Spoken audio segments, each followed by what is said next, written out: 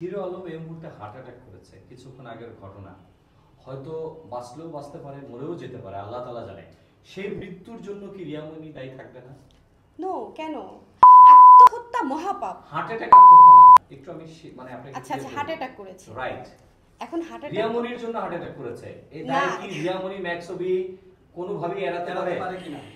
ভাইয়া হার্ট অ্যাটাকে কি লেখা আছে যে হার্টের মধ্যে লেখা আছে রিয়ামণির জন্য হার্ট অ্যাটাক ক্রিয়েট করে দিয়েছেন তার হার্ট স্ট্রোকের জন্য? হার্ট অ্যাটাক করার বিভিন্ন কারণ থাকে, সে তো তার মানে ছাদের উপরে ছাদের থেকে নিচে পড়ে যাবে, ওষুধ খাবে, মরে যাবে, সুইসাইড করবে, আজকে জানাজা তার হলো না কেন, এখন হার্ট অ্যাটাকে গেছে, এটা তো তার ট্রেন্ডিং। এখানে বিষয় হচ্ছে যদি হিরো আলম আজকে মারা যেত, তার জানাজা হতো, তাহলে কি আপনাদের খুশি হবেন? এখন এখানে খুশি অখুশির তো কোনো কিছু নেই। সে মারা গেলে তার হায়াত যদি না থাকে সে মরে যাবে। আমার হায়াত মৃত্যু তো বলা যায় না, এখন আছে একটু পরে আমিও নাও থাকতে পারি।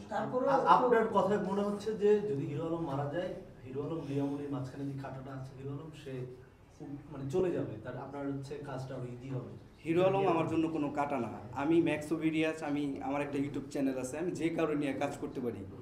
আজকে রিয়ামণি আছে, কালকে অন্যজন থাকতে পারে, তার সাথে এখন আমার বেস্ট জুটি, ঠিক আছে। রিয়ামণি তো বলছে, রিয়ামণিকে তো আমি আর বিয়ে করি নাই।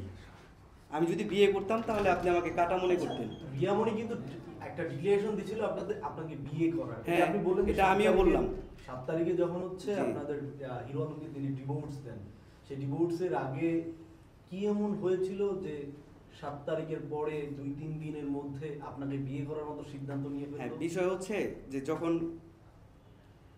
সম্পর্কটা সুন্দর থেকে নষ্টতে পরিণত হয়, দেশের মানুষের কাছে কট অনুযায়ী পরিচয় দেয়, তাহলে সেটা আমি কি করব বলেন। এখন আমরা সুন্দর আমরা দেখা করলাম, কাজের বিষয়ে কথা বললো, কাজ নিয়ে উনি একটা কট নামক নাটক করলো। এখন মান সম্মান রাখছে, রাস্তাঘাটে বের হইলে কট আলাপ করে মানুষ, এটা খারাপ। আসলে আমার ব্যাকগ্রাউন্ড ঘেটে দেখেন যে আমার এগুলো আছে কিনা, তাইলে আপনি বুঝতে পারবেন। রিয়ামণি খুব ভালো মেয়ে, ওনার সাথে আমার কাজ ম্যাচ হয়, এর জন্য আমি কাজ করি। এই 3 মাস যে ডিক্লারটা দিছে, 3 মাস কাজ করব, যদি মনে হয় যে উনি বেস্ট, আবার ওনার পক্ষের থেকে যদি মনে হয় আমি বেস্ট, অবশ্যই বিয়ে করে নিব।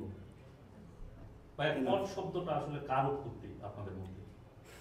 হিরো আলমের উৎপত্তি। হিরো আলম অবশ্যই, ডেফিনেটলি হিরো আলম, কারণ উনি আমাকে সুন্দর জীবনযাপন থেকে আজকে নষ্ট ছেলে হিসাবে পরিচয় করছে। আচ্ছা, এই আপনারা যে বলেছেন যে আমরা কাজের কারণেই দেখা করেছি, জি, একটা ছবি ভাইরাল হয়েছে, জি, যেটা হিরো করেছে, বিভিন্ন গণমাধ্যমে ছেড়েছে, সেটা কি ছবি? রুমের মধ্যে খালি গায়ে রুমের মধ্যে।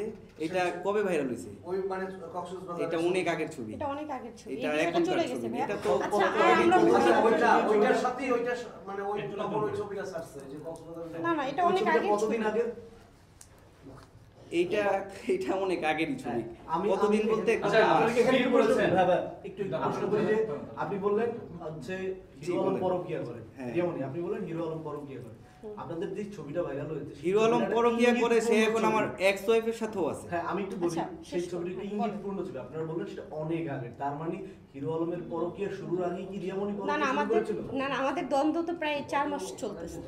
4 মাস তো বলা হয় না। আমি বলি শোনেন, এই ছবিটা হচ্ছে যখন আমাদের 4 জনের মধ্যে যখন দ্বন্দ্ব থাকে, ইতি চৌধুরী, হিরো আলম, রিয়ামণি, ম্যাক্সোভিডিয়াস, তখন হচ্ছে অনেকেই অনেককে জেলাস করেছে, ঠিক আছে। তো এটা আসলে একটা পার্সোনাল ছবি ছিল, যেটা আমাদের মধ্যে জেলাসি থেকে, মানে জেলাস করে কি আপনাদের হচ্ছে রুমে ইন্টিমেসির জন্য দেওয়া? না ওটা রুম কেন, ওটা আপনি দেখবেন স্টুডিও ছিল। আমি বলি একটু, ওটা স্টুডিও ছিল, এডিট প্যানেল ছিল। এখন একটা ছেলে মানুষ, সে এডিট করছে, কাজ করছে, সে গেঞ্জি ছাড়া থাকতেই পারে, সেখানে তো আমি তো বাজে অবস্থায় ছিলাম না, তাই না? এছাড়া আরো কয়েকটা ছবি আমরা পেয়েছি গত 3-4 দিন আগে। ছবি আমি একটু বলবো যে একটা একটু ফার্স্ট শেষ করেন ভাই। রিয়ামণি কক্সবাজার আপনি কেন গিয়েছিলেন? এটা তো আগে কাজে না, একটা কাজে মানে আপনাদের কাজটা কি ছিল? কোনো মিডিয়া রিলেটেড কোনো শুটিং ছিল? মিডিয়া রিলেটেড ছিল, অবশ্যই ডেফিনেটলি দৃশ্যমান আছে। জি, সেই কাজ পাবেন কিছুদিনের মধ্যেই পাবেন, সমস্যা নেই। সেটা কি রিয়ামণির সাথে আপনারা দেখতে পাবেন। তাহলে আমরা শেষ করি।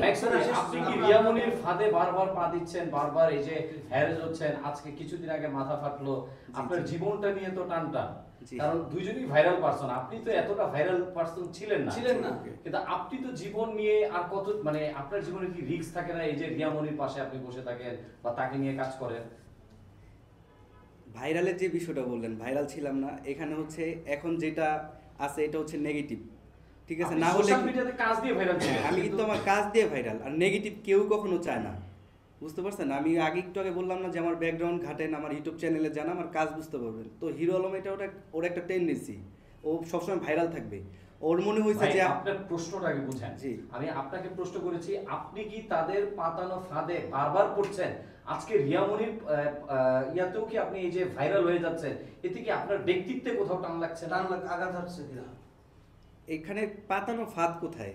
আপনি কিন্তু বলেছেন যে হিরো আলমের ফাঁদ। হিরো তারপরে আলম হিরো আলম ফাঁদ বলতে উনি যদি আমার নাম নিয়ে 10টা বাজে কথা বলে, তাহলে এখন আমি কিভাবে ফাঁদ বলবো? তাহলে কুকুর যদি আপনাকে কামড় দেয়, আপনি কি কুকুরকে কামড় দিবেন? হিরো আলম তো কুকুরের সমতুল্য আপনাদের ভাষ্য মতে। জি। আপনি কেন বারবার হিরো না না আলমের ভাইয়া, এইটা হিরো আলম বলা যায় না। কুকুরের এটা সমতুল্য কেন? এটা আমি এটা- একবারও বলি নাই। না, না, না। হিরো এটা আলমও কিভাবে মানুষ, বলা যায়? আমিও মানুষ, আর ভুল ত্রুটি মানুষের থাকবে। হিরো আলম অনেক দোষ করছে, হ্যাঁ, অনেক হ্যাঁ। অপরাধ করছে। হ্যাঁ। উনি আমাকে আজকে এই যে মানুষের কাছে কালার বানাইছে, আমি একটা নিরপরাধ, মানে আচ্ছা আমি হচ্ছে নিরপরাধ একটা ছেলে ছিলাম, ডোন্ট মাইন্ড, মানে একটু না, না, বাচ্চা হ্যাঁ, যাই কোনো হোক। problem বলেন।